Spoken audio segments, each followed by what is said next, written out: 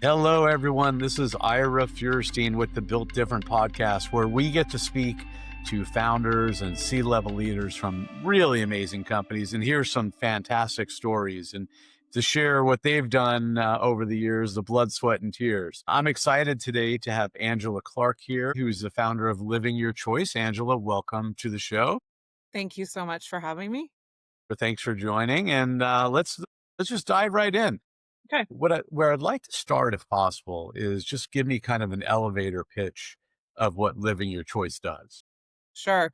So, Living Your Choice helps families and their seniors navigate through the decision making process of going and living in a senior living community. We also help with other resources to connect because sometimes it's not the right decision at that time.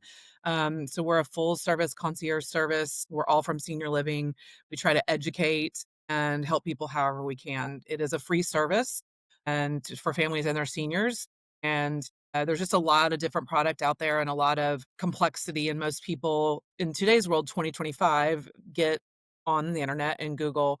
And so can become very overwhelming. It can become very overwhelming when you start to call or you even try to go out and start to look. So we really have a discovery process. And our really mission is to make sure that we are listening to what your life has been, what you want your life to be, what are your goals for your aging journey, and then we start to match you up. If we start to show you some communities and it's not a fit, we start over because maybe we missed it and didn't Yeah. hear exactly what you were saying. But we try to start with at least 3 communities that we tour and we go with you. We help you get through all those questions. Again, we're all from senior living, so we know the operational side, and we might ask something that you just don't even, the senior or the family member doesn't even know what to ask, right? So we're really that advocate for that person. Yeah, I really love this because, as the population is getting older and older, this becomes a bigger and bigger issue. Right, And it's that old story of, you don't know what you don't know. right. And to have professionals come in like your business is fantastic. So, if you could walk me through your role and how it fits into the bigger picture at the company. Sure. So I am the founder and CEO. I originally founded the company in 2015 to 17. I decided to stop the company and put it on the shelf for a while because the business model I had 2 ways that we were getting leads. One, it was going to be a digital way. And then we had concierge or, folks on the ground so that was educating would be there and getting organic leads. In 2015, the digital world wasn't what it is today for senior living. There was a couple companies that were lead aggregators where just you put in your information and then they would send you out to 6, 7, 9, not this type of high touch service. And so I went back to corporate America and the C-suite at that time. Well, fast forward to 24, and now we have a whole different climate. We have a whole different digital world where now we have, seniors on Instagram, seniors on Facebook, adult children. We've got TikTok, we've got LinkedIn, we've got, Twitter, which is now X. I mean, so there's just a plethora of ways to educate and reach and be able to get our message out there. And so I decided to lift the company again and started to get everything in line December a year ago. I made an announcement in January. And in less than a year, we're about at a year. We have 10 concierge representatives in 7 states. So we've scaled very quickly. That's probably going to be, that's the goal right now is to continue to do that. Because the more we can get senior experts on the ground, the more people that we can help. Yeah, absolutely. And are there any like certifications that you need to worry about in different states? What does that look like? Yeah, for right now, it is not a certification, where Yeah. you have to.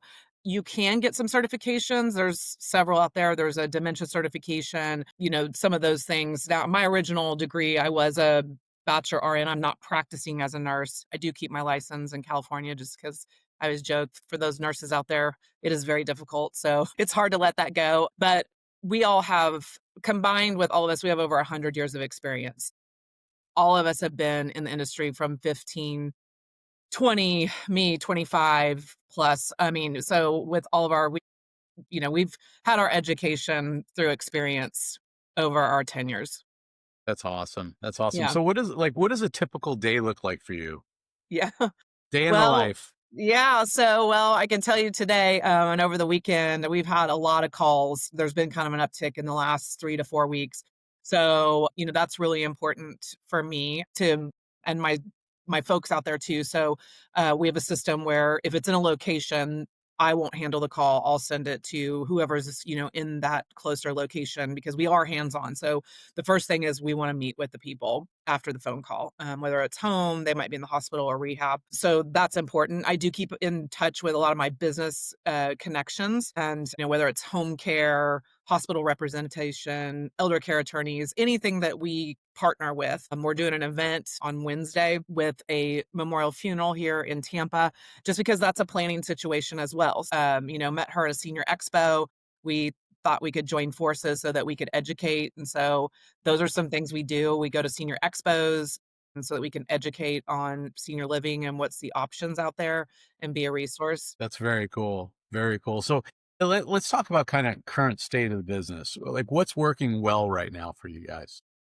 Yeah, I think what's working well for us right now is the digital side of our business to reach people. As most people know, even though I had my company before, Google changes its algorithms and how it notices businesses takes you just don't flip a switch and your website gets leads, right? So that has been really important to us. And we are a specialized service. So we aren't a bricks and mortar like community, a senior living community, or a shoe store, right? Uh, I think that in the beginning was a challenge is finding out the digital team working on the right strategy to have the right keywords and being able to reach people on what actually people are searching. And it's interesting in every location, in every state, people have different lingo and they call things differently. So what we might do here strategically to get leads to come in through the website in Tampa is different than what we do in Scottsdale, different what we do in Birmingham, Alabama, or Myrtle Beach. So I think, that's just patience. I don't think it was really anything we didn't or didn't do. It's just that sometimes you have to continue to pivot. And so another day, part of my day being the CEO, I do spend time with the digital team. We do a lot of studying the analytics, making sure things are going in the right direction from a numbers standpoint. But you know what? I just really don't have many regrets. You know why? I think because I've did this before. So I was a little bit down the runway. I can tell you what I did wrong the first time. I didn't hire the right people. So I hired a friend of mine that had a very huge passion for seniors. She was a realtor. She wanted to do this because she really wanted to kind of pivot out of real estate. She thought it might be very similar because you do see it as, there's communities, it's apartments. You do have to pick out where you're going to live. And it was not a fit for her.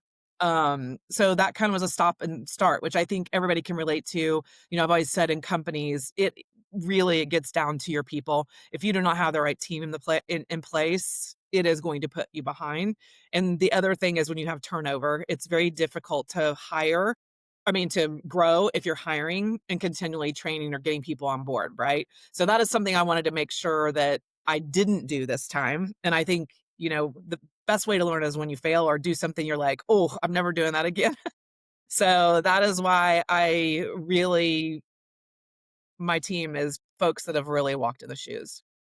No, I love that. And anyone who's been an entrepreneur has lived and breathed what you just described.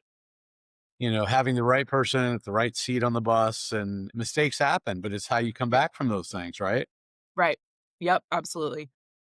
And the So team, I the other thing I think is really because all of my team has spent time in senior living for their career, it is really a mission-driven career. Because I've also seen it when I was a chief sales and marketing officer and a chief revenue officer. Sometimes people come into that business because it is a very heartfelt business and it feels good and people are kind and we're doing something to help people. But it doesn't always, that's not everybody's cup of tea once they get in if they've come in from a different industry. yeah, 100%, 100%. So what are some of the things that are frustrating or slowing down growth, would you say? As always, probably capital money. You have to budget. So I think if I could win the lottery, which I think I might play tonight, it's 740 million. It hasn't been yet. Wow. I would put several into my company. So I think like everybody's now that is, starting companies or maybe have been operating for a while. I think that is always a frustration sometimes is you can't always do the things you want to do right now because maybe you have to wait for a certain revenue target. And so where if you could do that now, you might move a little bit faster. But I also think that that's not always the best thing. I don't sometimes I've been in companies and we've moved at lightning speed, which also can derail you if you don't pause and don't take your time to reset or make the right decisions at the right time. So Yeah. sometimes I'm a very fast person. I have a lot of urgency and I've always worked, in the senior industry. So my thing was always we got to help them because something's happened and they need our help. So we got to move as a team. But in the operations, I think you just have to be thoughtful and it'll come if you keep 100%. if you stay consistent. It's consistency. Yes, 100%. So, are there any specific metrics that you're watching most closely in the business? What's important for you to be looking at consistently? Yeah, so metrics on the business side for me right now is really, we're watching traffic on the back end of the website, like who's coming in, what are the impressions, what are things people are looking for, what do they want? Some interesting things we looked at analytics. One of the things that was failing for us was the intake form. In a single day, we had 8 people fill out the intake form and they bailed out on it. So it tells a story, right? So I think people are still early in the buying stage. They know they need senior living. They're going in there, but the website intake form is almost like the phone now. Ooh, I don't want anybody bugging me, right? Yeah, So they yeah, pause on the hit send. So sometimes that's just figuring out placement or even educating more about, we are going to call this is a free service, because I think people think, "Oh, I might have to purchase something or they're gonna take my information." They just don't have trust yet, right? So being able to build more trust because the website for every business that is the crystal ball into your business, especially senior living. They wanna they wanna know what it looks like, what does this mean, what is it about? Because it's a scary decision-making process, right? yeah. Because It's it's a your product nobody wants. I always say that. It's a product nobody wants, really. Nobody says, "I wanna sell my house. I'm 85. The DMV took my license." It's a very challenging time to make those decisions, but once people do, I've had so many clients throughout the years say, "I should have done this 5 years ago," and they're super happy. 'Cause it yeah, alleviates so much of the house pressure, right? The upkeep, the having to deal with the yard, something breaks, groceries. It's all inclusive, with all those services once you get your rate and your care levels, right? So it yeah. does. I mean, even safety in their homes, Right, right? That's a big issue, especially if you have a two-story house and you're older. right. You think you can still go up and down those stairs, no one there to Yes. watch you. I totally get it. Well, and I think the most important thing and what I really try to educate because it is scary and people don't like to think of I need care or I need help. Even if somebody is walker, wheelchair, we still see the senior. They don't see themselves like that. But it's socialization. So I think that's more important than anything because a lot of seniors even if they're married still, I've watched them sit in their house all day. Their kids may not be able to come because they're working, so they don't see them till Saturday. Friends have started to pass.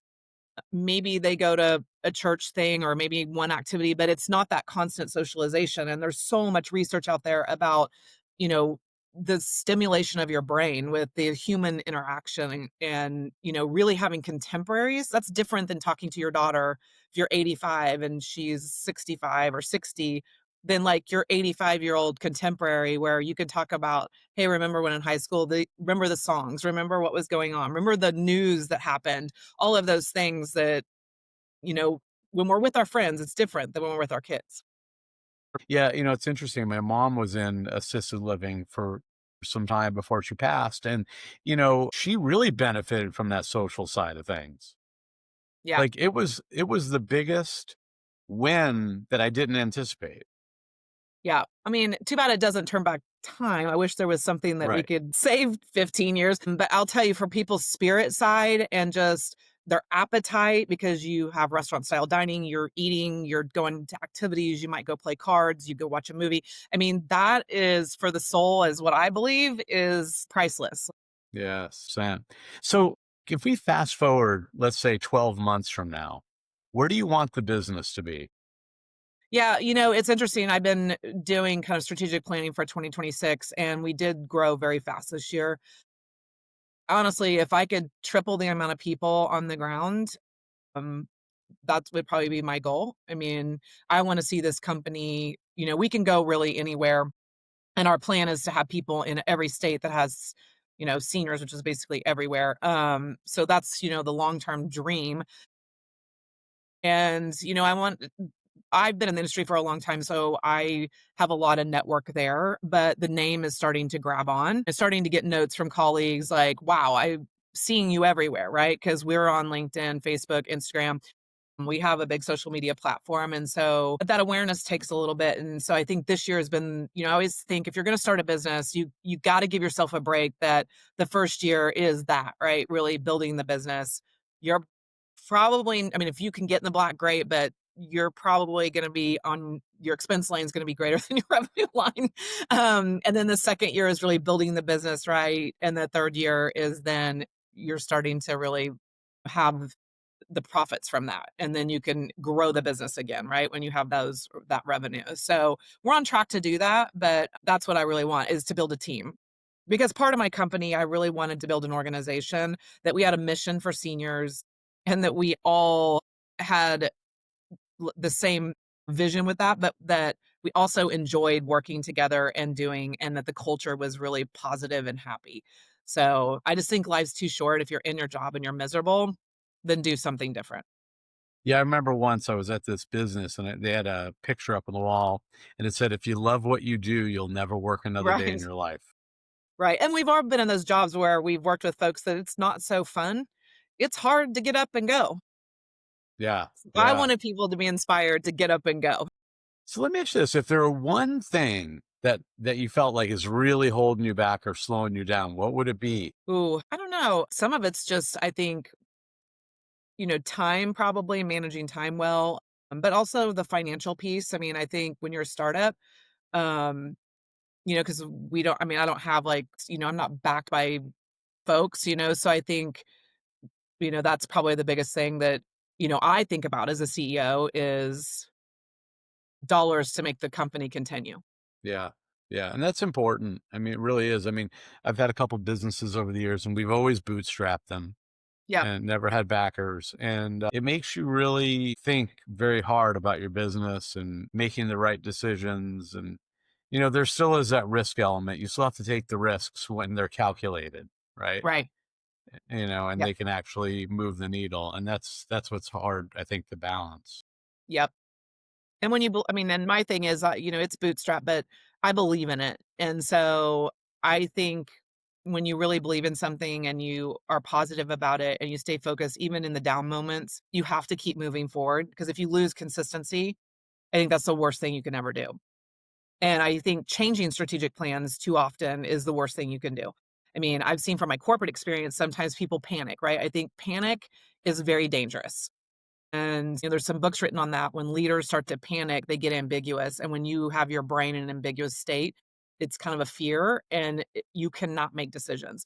And so that's something I'm very cautious of, is do not get in that kind of fear state, because you just get paralyzed. And I don't think so, then that's going to damage the business. Yep, 100%. So before we wrap up here, I want to ask you one last thing. We always end with this. Okay. Our audience is filled with founders and leaders who are building every day. And, some of these people are well into their journey. Some of them are brand new into the journey. Some of them are just thinking about taking the journey. Right. So it's quite vast. But what is one tip that's helped you grow your business? Something real that someone can put in practice like this week? Uh, I think the best thing that I've ever done is really reaching out to my network. I think people that really believe in you get behind you, and it's not gonna be everybody, because there's gonna be naysayers out there. So I say, you know what? People are gonna talk about you, and they might, they're doing a business. Is it gonna work? I say really keep those people that are positive and build your own advisory board. So I have a couple really good colleagues and friends that have built huge businesses outside of healthcare and senior living, and I reach out to them. In fact, I always joke with them. I was like, "Hey, I need my unpaid advisory board ASAP." And so they always take the call, and I think that's probably the best advice I could get, is really get your people. I always say make it 3 deep. I actually have 2 I call a lot, but I have a 3 deep advisory board of people that I trust them because I believe you watch somebody do something that you're trying to do, and go with people that have experience. It's not an opinion. They've lived the life. They started from the bottom and they've built big organizations. So I take those things and say, "Hey, I need to bounce this around with you. What I need your feedback. What do you think?" And so I think it's being vulnerable enough and humble enough that you're not going to do it right. And it is okay to ask for help, but find those people that are in your corner that are willing, to really take that phone call from you. That is solid. That is solid. And if you think about it, that's why people are going to even watch this when we put it up on YouTube, right? Because they're looking for people that they can rely on because maybe they don't have them in their, in their sphere of influence. Well, So I always thank try to take the call, and because, one of the things I've really tried to do too as a leader in building my company, which is really important too, it's a tip, take the phone call because you never know. So many people don't take a phone call anymore. It's a text message or they message you on LinkedIn. Take the phone call or answer the email and say you'll take the phone call.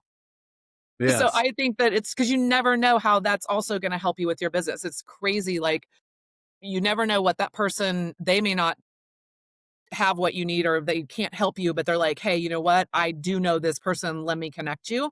And so I think that's really important to do while you're starting your business and continuing through your business.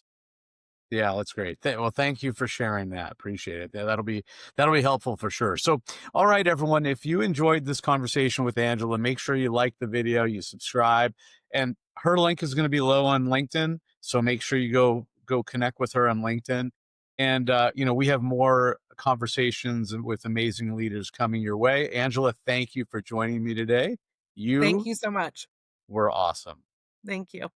Now, anyone who's watching, you know what I'm going to tell you. Get out of here and go build something great. Thanks again for sharing everything today. And we hope everyone enjoyed the podcast. Thanks.